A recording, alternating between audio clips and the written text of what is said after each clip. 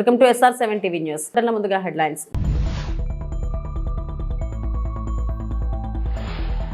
వరుసగా 8వ బడ్జెట్ ప్రవేశపెట్టిన నిర్మలమ్మ.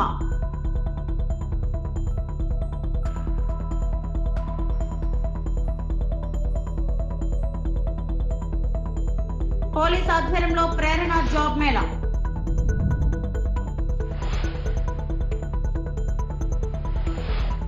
పార్లమెంట్ లో బడ్జెట్ 2025ను ప్రవేశపెట్టడానికి ముందు నిర్మలా సీతారామన్ రాష్ట్రపతి భవన్ కు వెళ్లారు. రాష్ట్రపతి ద్రౌపది ముర్ముతో సమావేశమయ్యారు. రాష్ట్రపతి ద్రౌపది ముర్మును కలిసి బడ్జెట్ సమర్పణకు అనుమతి తీసుకున్నారు. రాష్ట్రపతి ద్రౌపది ముర్ముతో సమావేశమై బడ్జెట్ వివరాలను వివరించారు. ఈ సందర్భంగా నిర్మలమ్మకు రాష్ట్రపతి మిఠాయి తినిపించారు. పెరుగు చక్కెరతో నోరు తీపి చేసి గుడ్ లక్ చెప్పారు.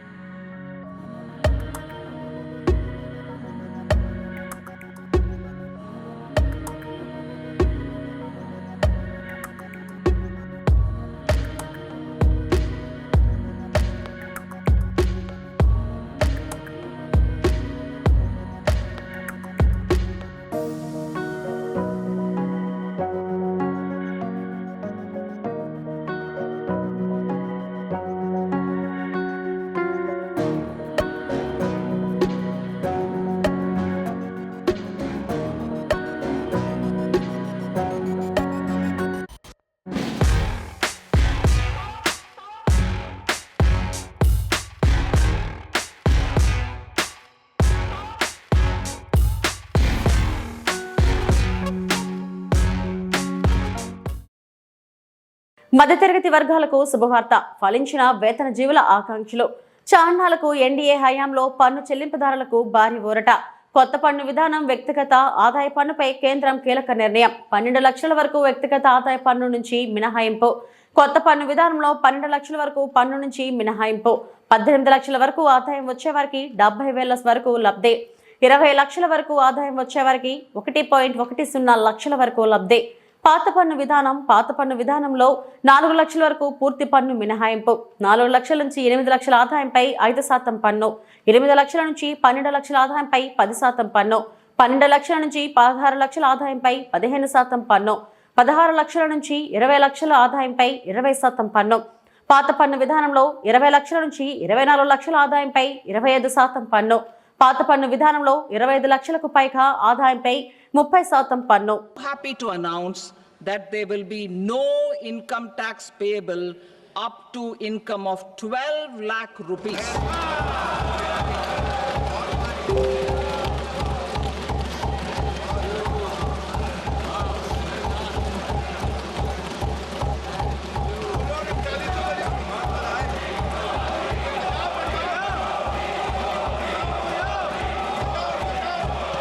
Personal income tax reforms with special focus on middle class. Democracy, demography, and demand are the key support pillars in our journey towards Vikasit Bharat. The middle class provides strength for India's growth. This government, under the leadership of Prime Minister Modi, has always believed in the admirable energy and ability of the middle class in nation building. In recognition of their contribution,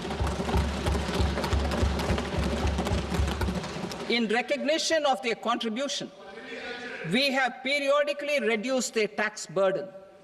Right after 2014, the nil tax slab was raised to 2.5 lakhs of rupees, which was further raised to 5 lakh rupees in 2019 and to 7 lakh rupees in 2023. This is reflective of our government's trust on the middle class taxpayers. I am now happy to announce that there will be no income tax payable up to income of 12 lakh rupees.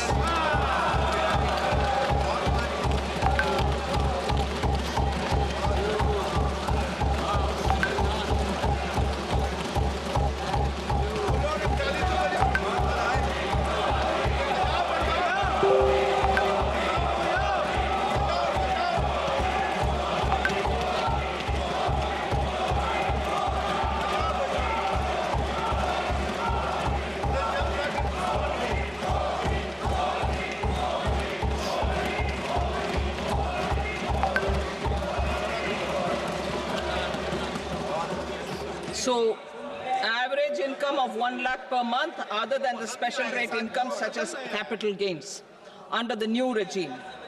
This limit will be 12.75 lakh for salaried taxpayers due to the standard deduction of 75,000. Slabs and rates are being changed across the board to benefit all taxpayers. The new structure will substantially reduce the taxes of the middle class and leave more money in their hands, boosting household consumption, savings and investment. In the new tax regime, I propose to revise tax rate structures as follows. 0 to 4 lakh rupees nil, 4.8 lakh rupees to 4 to 8 lakh rupees 5%, 8 to 12 lakh rupees 10%, 12 to 16 lakh rupees 15%, 16 to 20 lakh rupees 20%, 20 to 24 lakh rupees 25%, and above 24 lakh rupees 30%. To taxpayers up to 12 lakh of normal income other than special rate income such as capital gains. I read that again. To taxpayers up to 12 lakh of income other than special rate income such as capital gains, tax rebate is being provided in addition to the benefit due to slab rate reduction in such a manner that there is no tax payable by them. The total tax benefit of slab rate changes and rebate at different income levels can be illustrated with a few examples. A taxpayer in the new regime with an income of 12 lakh rupees will get a benefit of 80,000 rupees in tax, which is 100% of tax payable as per the existing rates. A person having income of 18 lakh rupees will get a benefit of 70,000 rupees in tax. That is 30% of tax payable as per existing rates. A person with an income of 25 lakh gets a benefit of 1,10,000 rupees. That is 25% of his tax payable as per existing rates. తనకు పద్మభూషణ్ పురస్కారం రావడంపై నటుడు బాలకృష్ణ ఆసక్తికర వ్యాఖ్యలు చేశారు. సినీ రంగానికి చేసిన సేవలకు గాను బాలకృష్ణకు భారత ప్రభుత్వం పద్మభూషణ్ అవార్డు ప్రకటించిన విషయం తెలిసిందే. ఈ సందర్భంగా బసవతారకం క్యాన్సర్ ఆసుపత్రిలో బాలకృష్ణకు సన్మాన కార్యక్రమం నిర్వహించారు. ఈ సందర్భంగా మాట్లాడిన ఆయన అవార్డు తనకు ఎప్పుడో వచ్చి ఉండాల్సిందని పలువురు అంటున్నారని తెలిపారు. తనకు ఈ అవార్డు రావడంలో ఆలస్యం కాలేదన్నారు. సినీ పరిశ్రమలో 50 ఏళ్లు పూర్తి చేసుకుని మూడోసారి ఎమ్మెల్యేగా గెలుపొందిన ఈ సమయంలో ఇలాంటి పురస్కారానికి ఎంపిక కావడం తనకెంతో ప్రత్యేకమని తెలిపారు. నా పనిని నేను చేసుకుంటూ వెళ్ళిపోతుంటాను కాబట్టి పదవులకు నేను అలంకారం కానీ పదవులు నాకు ఇప్పుడు అలంకారం కాదు. ఏది నేను సాధించిన జీవితంలో ఇంకా ఎంతో చేయాలి అన్న ఒక స్ఫూర్తి ప్రదాత మా నాన్నగారు విశ్వవిఖ్యాత నట సార్వభౌమ డాక్టర్ పద్మశ్రీ నందమూరి తారక రామారావు గారు. ఎవరు వాళ్ళ పాత్రని బాగా పోషిస్తే వాళ్ళ రంగాల్లో వాళ్ళు రాణిస్తారు. ఇదిగో ఇటువంటి పద్మశ్రీలు కానివ్వండి, పద్మభూషణ్లు కానివ్వండి, పద్మవిభూషణ్లు కానివ్వండి, లేకపోతే గ్యాలంటరీ అవార్డ్స్ కానివ్వండి, అవి వెతుక్కుంటూ వస్తాయి వెనకాలే. ఇందాక మాటల్లో ఎవరు అన్నప్పుడు అన్నారు నాకు వచ్చింది పద్మభూషణ్, ఏదైతే మీకు దూరంగా ఉందో అంటే ఇవాళ నాకు వచ్చింది ఇవాళ మీ అందరికి వచ్చినట్టే నేను భావిస్తాను. దేనికి ఆశించకుండా ప్రతిఫల అపేక్ష లేకుండా మన వంతు మన పని నిబద్ధతతో ఒక క్రమశిక్షణతో పట్టుదలతో సరైన దారిలో మనకి ఏదైతే సమాజం ఇచ్చిందో దానికి ప్రతిఫలంగా సొంత లాభం కొంత మానుకుని అన్నట్టు సమాజానికి ఉపయోగపడితే ఏదన్నా మనం సాధించవచ్చు. చాలా మంది అంటున్నారు ఇది ఇంతకు ముందే రావాల్సిందని పద్మభూషణ్. వాడు చెప్తాను నేను ఎప్పుడు ఆధ్యాత్మిక చింతనలో ఉంటాను, పూజలు ఎక్కువ చేస్తుంటాను. పూజ అంతవరకే, ఆ తర్వాత నా వృత్తి నా ఆలోచనలు అదే నాకు దైవం. అది యాదృచ్ఛికమో కాకతాళీయమో నాన్నగారి 100వ జయంతి సందర్భంగా పూర్తయింది మొన్ననే. తర్వాత ఆయన 75 సంవత్సరాలు చలనచిత్ర పరిశ్రమకు అడుగిడిన సందర్భంగా మొదటి సినిమా మనదేశం విడుదలైంది. నేను 50 సంవత్సరాలు ఇండస్ట్రీలో పూర్తి చేసుకోవడం, అలాగే నేను 3వసారి మళ్ళీ ఎమ్మెల్యేగా హిందూపూర్ నుంచి గెలవడం, అలాగే సినిమా రంగంలో నా సినిమాలు 4 హిట్లు కావడం, అఖండ అయితేనేమి, వీరసింహారెడ్డి అయితేనేమి, నేలకొండ భగవంత్ కేసరి అయితేనేమి, ఇప్పుడు మొన్న రిలీజ్ అయిన డాకు మహారాజ్ అయితేనేమి, ఇవన్నీ కలిసికట్టుగా ఇవన్నీ వచ్చిన సందర్భంగా ఇది రావడం అన్నది అది నాకు చాలా సంతోషంగా ఉంది. ఆలస్యం ఏం కాలేదు. చాలామంది ఎంతోమంది ఆర్టిస్టులు కొన్నేళ్ళు లైమ్ లైట్లో ఉండి తర్వాత కొంచెం తగ్గాక ట్రాక్ మారుస్తారు, అంటే క్యారెక్టర్ ఆర్టిస్టులని అలా మారుతారు. కానీ నేను ఆ భగవంతుడి కళామ తల్లి ఆశీస్సులతో, మా అమ్మగారి దీవెనలతో, నాన్నగారి దీవెనలతో ఇలా ఈ రికార్డ్ ట్రాక్స్ సంతరించుకుని మళ్ళీ నా సెకండ్ ఇన్నింగ్స్ మొదలైంది అని చెప్పాను. నేను కూడా సరే దానంతటిగా అది వచ్చింది. ముఖ్యంగా నా అభిమానులు అయితేనేమి, అలాగే తెలుగు ప్రేక్షక దేవుళ్ళు అయితేనేమి, ఇవాళ మన Basava Taraka Indo American Cancer Hospital and Research Institute, మన కుటుంబం అయితేనేమి, నా హిందూపురం ఒక పెద్ద కుటుంబం, హిందూపురం కుటుంబం అయితేనేమి, అందరూ ఎన్నో రకాలుగా వాళ్ళు ఈ యొక్క గుర్తింపుకి వాళ్ళకి వచ్చినట్టుగా వాళ్ళు భావిస్తూ వస్తాయి. చాలామందికి అవార్డులు వస్తాయి, కానీ ఎవరు వాళ్ళకు వచ్చినట్టుగా భావించరు, ఆ వ్యక్తికి వచ్చినట్టు భావిస్తారు. నాకు వచ్చిందంటే ఇవాళ యావత్ నేను చెప్పిన అందరూ వాళ్ళకు వచ్చినట్టుగా భావించడం అంటే, వేల లక్షల కోట్ల మందిని కుటుంబ సభ్యుల్ని పొందడం అంటే అది ఏ జన్మజన్మన అనుబంధమో, ఏ రుణానుబంధమో, ఏ విడదీయలేని అనుబంధమో కదా అని నాకు అనిపిస్తూ ఉంటుంది. అల్లూరు జిల్లా చింతపల్లి మండల కేంద్రంలో జిల్లా ఎస్పీ అమిత్ బర్దార్ ఆదేశాల మేరకు స్థానిక సర్కిల్ ఇన్స్పెక్టర్ ఎం వినోద్ బాబు ఆధ్వర్యంలో జాబ్ మేళా. ముఖ్య అతిథులుగా విచ్చేసిన స్థానిక ASP Navajyothi Mishra, CRPF assistant commandant Vinitha, Chintapalli GK వీధి, కొయ్యూరు మండలాల నుంచి 6 పోలీస్ స్టేషన్ల పరిధిలో సుమారు 500 మంది యువతి యువకులు హాజరు. యువతి యువకుల సమాచారం సేకరించి రిజిస్ట్రేషన్ నమోదు చేసుకున్న ఇన్నర్ సోర్స్ ప్రతినిధులు ఉన్ని కృష్ణన్. ఇప్పుడు ఎక్కడికైతే జాబ్ సెలెక్ట్ చేసి వెళ్తారో అక్కడ జాబ్ చేయడానికి మీకు మంచి పేషెన్సీ ఉండాలి. ఎందుకంటే ఈరోజు ఇస్రో చైర్మన్ గారు ఉన్నారంటే, ఇస్రో చైర్మన్ గారి స్టోరీ మీరు మొన్న చదివాను. ఇస్రో చైర్మన్ గారు ఒక సాధారణ ఒక ఎంప్లాయ్ కింద జాయిన్ అయ్యారు ఇస్రోలో. ఈరోజు ఆయన ఇస్రో చైర్మన్ అయ్యారు. ఆయన ఒక ఎకనామికల్గా స్టేటస్ తక్కువ ఉంటే 2 అబ్బాయిలు, ఇతను ఆయన తమ్ముడు. ఆయన తమ్ముడికి ఇంజనీరింగ్ సీట్ వస్తే ఈయన చదవడానికి డబ్బులు లేకపోతే ఈయన డ్రాప్ అవుట్ అయిపోతాడు. డ్రాప్ అవుట్ అయిన తర్వాత ఈయన ఏంటంటే వ్యవసాయం చేస్తూ వాళ్ళ బ్రదర్ని పంపిస్తూ ఈయన పార్ట్ టైం ఏంటంటే డిగ్రీ చేసుకుంటాడు. ఆ తర్వాత ఇస్రోలో అవకాశం వస్తే చిన్న ఎంప్లాయీగా జాయిన్ అయ్యి మీరు ఇస్రో చైర్మన్ అయ్యాడు. సార్ చెప్తుంది ఏంటంటే, మీకు ఇచ్చిన అవకాశాన్ని చిన్నదనో లేకపోతే ఇంకో విధంగా అనుకోకుండా మీరు ముందు అక్కడికి వెళ్ళి అక్కడ అట్మాస్ఫియర్కి అలవాటయ్యి పేషెన్సీగా ఉండి ఇక్కడ స్థితిగతులు, మీ పేరెంట్స్ యొక్క ఇబ్బందులు ఇవన్నీ గమనించి ఉండాలని చెప్పారు. అలాగే డిఎస్పీ మేడం గారు ఇందులో ఒక ఇంపార్టెంట్ మ్యాటర్ చెప్పారు. హోమ్ సిక్ అనేది అలాగే పేషెన్సీ అనేది మీకు ఉండాలి. హోమ్ సిక్ ఉండాల్సిన అవసరం లేదు. నేను ఎక్కడో బయట నార్త్ స్టేట్ ఇది, నేను వచ్చి ఇక్కడ ఈరోజు ఆంధ్రాలో మీ దగ్గర జాబ్ చేసుకుంటున్నాను, మరి నాకు కూడా ఫ్యామిలీ ఉంది కదా అక్కడ అని చెప్పారు. మీకు అర్థమైంది కదా. కాబట్టి ఏంటంటే మీరు ఇక్కడ జాబ్ అక్కడ వెళ్ళిన తర్వాత ఆ జాబ్ని నిలబెట్టుకోవడం ఇంపార్టెంట్. మీరు జాయిన్ అవ్వడం ఏ స్థాయిలో జాయిన్ అయినా కూడా మీకంటూ ఒక గోలు సాధిద్దామన్న తపన, కసి అన్నీ ఉంటే మీరు ఖచ్చితంగా మీరు అది రీచ్ అవ్వగలరు అని మన ఏఎస్పీ గారు సార్ క్లియర్ మీకు చెప్పింది అదనమాట. అంటే at most only single agenda, hard work and patiency. Sir చెప్తుంది పేషెన్సీ ఉండమని చెప్తున్నారు. ఇది కొంచెం మీరు మర్చిపోకుండా మైండ్లో పెట్టుకొని అంటిల్ మీరు మనస్ఫూర్తిగా మీరు పై స్థాయికి ఎదగడానికి దీన్ని బాగా యూటిలైజ్ చేసుకోండి. దీన్ని థ్యాంక్ యూ. తీసుకున్నప్పుడు మీకు అన్నీ ఎక్స్ప్లెయిన్ చేయబడతాయి. బేసిక్గా Tata Electronics, M&M and Milky Mist వంటి పెద్ద పెద్ద కంపెనీస్లో non local companies, Bengaluru, Hyderabad, Chennai లొకేషన్స్లో ఉన్న కంపెనీస్లో మేము మంచి లొకేషన్ కోసం మంచి డిజిగ్నేషన్తో మేము హైర్ చేసుకుంటాం. ఇది డిపార్ట్మెంట్ నుంచి ఆర్గనైజ్ చేసిన ప్రోగ్రామ్ కాబట్టి మేము 1 or 2 రౌండ్స్లో మీకు పొజిషన్ అనేది ఇవ్వడం జరుగుతుంది. అండ్ ఇక్కడి నుంచి ఎవరైతే అదర్ లొకేషన్స్కి వెళ్ళడానికి రెడీగా ఉన్నారో వాళ్ళకి ఏంటంటే 18,000 plus salary plus food and accommodation provide చేస్తూ బెంగళూరులో మనకి ఒక 3-4 కంపెనీస్ మేము తీసుకురావడం జరిగింది. అలాగే లాస్ట్ ఇయర్ కూడా ఈ ఏరియా నుంచి కొంతమంది పిల్లల్ని మేము తీసుకెళ్ళి ఉన్నాం. వాళ్ళు ఆల్రెడీ ఇప్పుడు మంచిగా వర్క్ చేస్తున్నారు. సో మీరు మేడం చెప్పినట్టుగా హోమ్ సిక్ వంటి చిన్న చిన్న సిల్లీ రీజన్స్తో ఊర్లోనే ఉండి ఇక్కడ ఇబ్బందులు పడుతున్న కంటే మేము ఇచ్చిన మంచి ఆపర్చునిటీని వినియోగించుకొని వారు మంచిగా వర్క్ చేయడానికి రెడీగా ఉంటారని కోరుతున్నాను.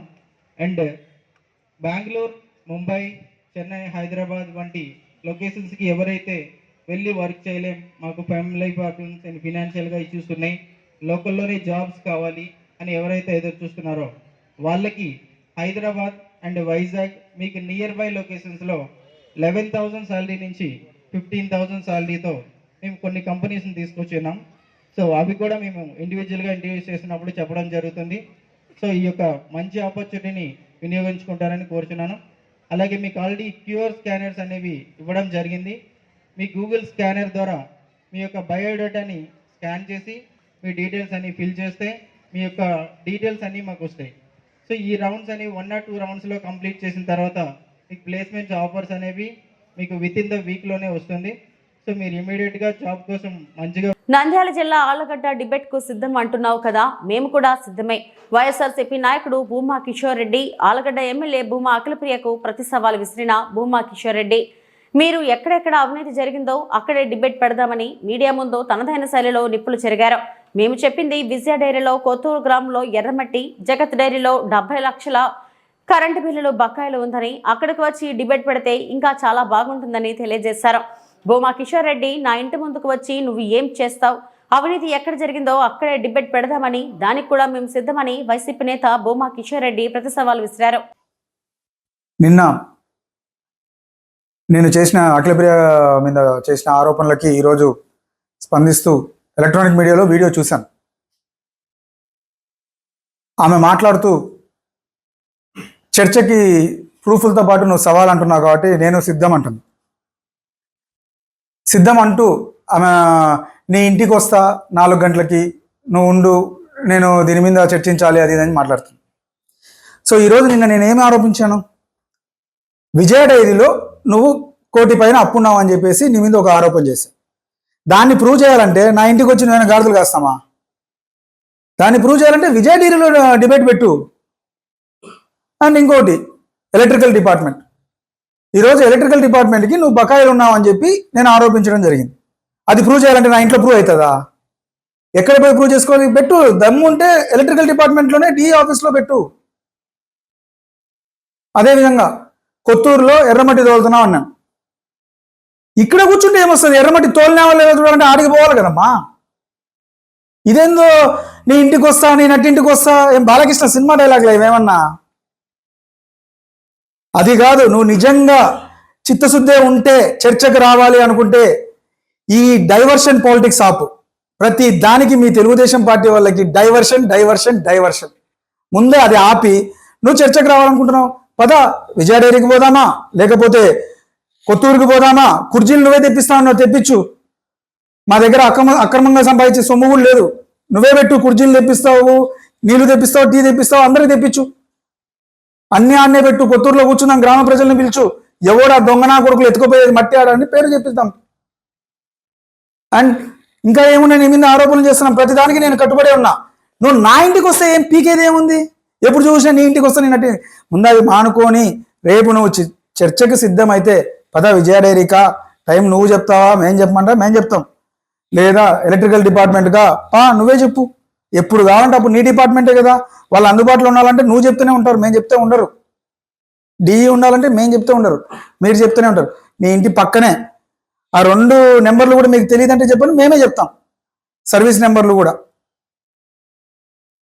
సో ఏదైనా ఈరోజు ఇసుక మీద అవినీతి చెప్పినాము. ఇసుక మీద ఆల్రెడీ నిన్న అధిక రేట్లకు అమ్ముతున్నారని చెప్పేసి పొద్దున్నే రైడ్ చేసి మరీ తీసుకుపోయి ఆడబెట్టినారు. ప్రతి ఒక్కటి మేము ఆరోపించిన దాని మీద సిద్ధం. నువ్వు ఏదో ఊరిక స్టంట్లు చేసి ఈ పాత సినిమా, అదే స్కూల్ నుండి మేము ఇక్కడికి వచ్చినాం, ఈ డ్రామా ఆర్టిస్ట్ సినిమాలన్నీ చూసినాం. ఇప్పుడు నువ్వు మళ్ళీ అదే డ్రామా రిపీట్ చేయొద్దండి. నేను ఇంటికి వస్తాను, ఈ డైలాగులన్నీ విని విని విసుకొచ్చి. నంద్యాల జిల్లా కొత్తపల్లి మండలం కొలను భారతి క్షేత్రంలో వసంత పంచమికి అధికారులు ఏర్పాట్లు చేస్తున్నారు. ఆంధ్రప్రదేశ్లో ఏకైక సరస్వతి దేవి ఆలయంగా కొలను భారతి క్షేత్రం విరాజిల్లుతుంది. వసంత పంచమి సందర్భంగా ఉమ్మడి కర్నూలు జిల్లా నుండి కాకుండా చుట్టుపక్కల జిల్లా నుండి పెద్ద ఎత్తున భక్తులు తరలివచ్చి తమ పిల్లలను సరస్వతీదేవి చెంత అక్షరాభ్యాసం చేయించుకుంటున్నారు. ఫిబ్రవరి 2వ తేదీ ఆదివారం వసంత పంచమి సరస్వతీదేవి పుట్టినరోజు సందర్భంగా ఆత్మకూరు ఆర్డీఓ నాగజ్యోతి ఆధ్వర్యంలో అధికారులు ఏర్పాట్లు చేస్తున్నారు. వసంత పంచమికి శ్రీశైల దేవస్థానం తరపున అమ్మవారికి పట్టు వస్త్రాలు సమర్పిస్తారు. వేలాదిగా తరలివచ్చే భక్తుల కోసం ఆర్టీసీ ఆధ్వర్యంలో ఆత్మకూరు నుండి బస్సు సౌకర్యం కల్పిస్తున్నారు. క్షేత్ర పరిధిలోని ఆర్యవైశ్య అన్నదాన సత్రం, కాశిరెడ్డి నాయన అన్నదాన సత్రం వారు భోజన వసతి ఏర్పాట్లు చేస్తారు.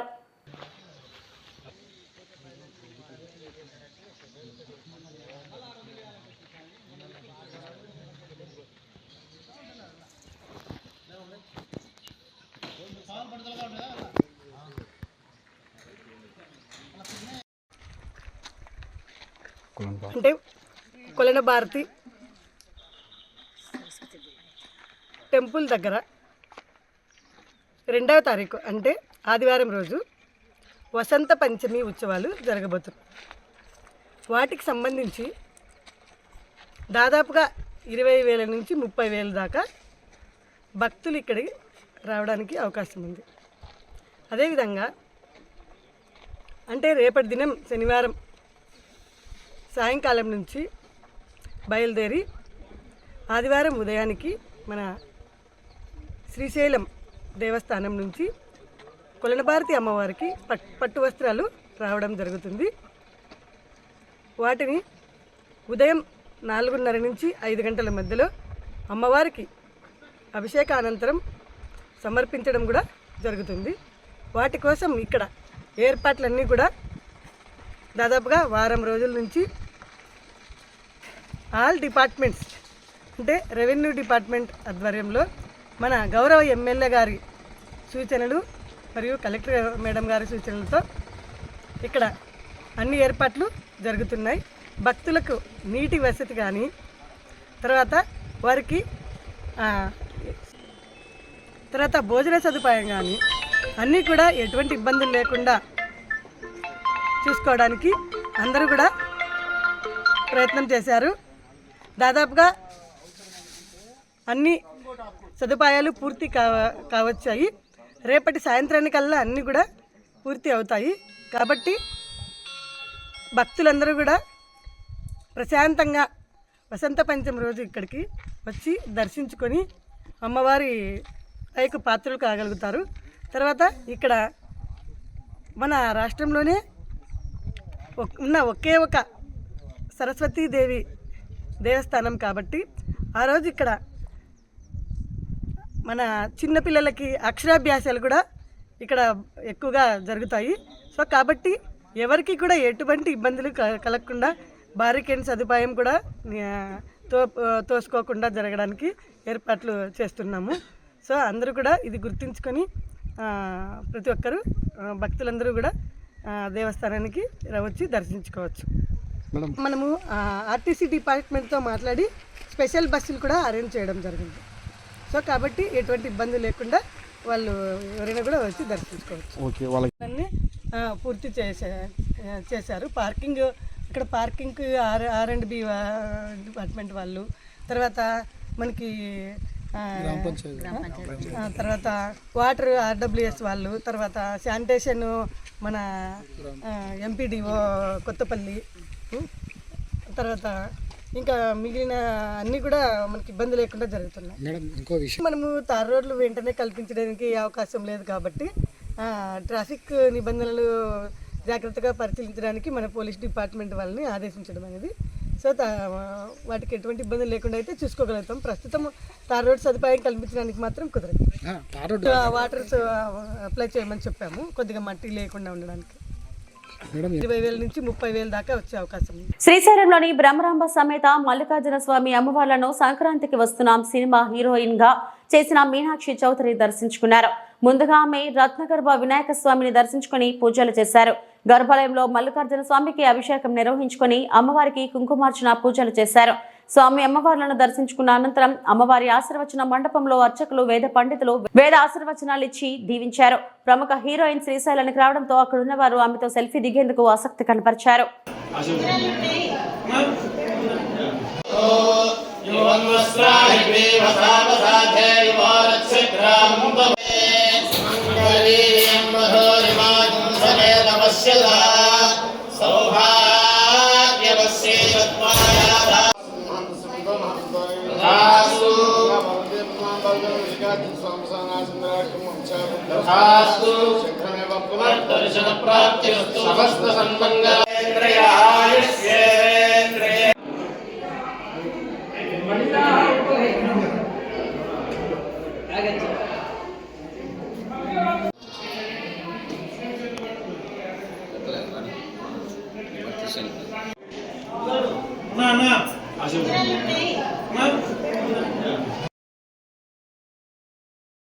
ఇవి ఇప్పటివరకు నా బులెటిన్ అప్డేట్స్.